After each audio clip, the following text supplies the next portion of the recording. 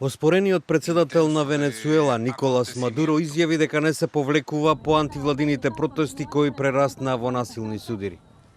Мадуро, оценувајќи дека 30 април бил интензивен ден, изјави: Y con la verdad como espada, con la verdad como escudo frente a tantos ataques y tantas mentiras, y es por eso que hemos salido victoriosos en todas las coyunturas y vamos a seguir saliendo victoriosos en todas las coyunturas que nos toquen de aquí en adelante en los meses y años que están por venir, no tengo ninguna duda.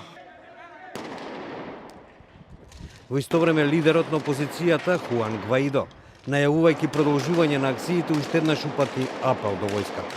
Y el llamado entonces, las Fuerzas Armadas a seguir avanzando en la Operación Libertad, en el rescate de la dignidad de nuestro pueblo, de nuestra gente, de nuestra familia.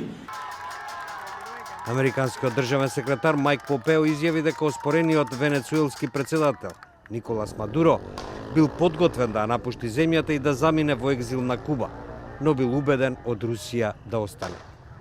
Yeah, it's understanding that he was ready to go. He'd made a decision that we've been urging him to make for quite some time, and then he was diverted from that action by the Russians. We hope he'll reconsider and get back on that plane.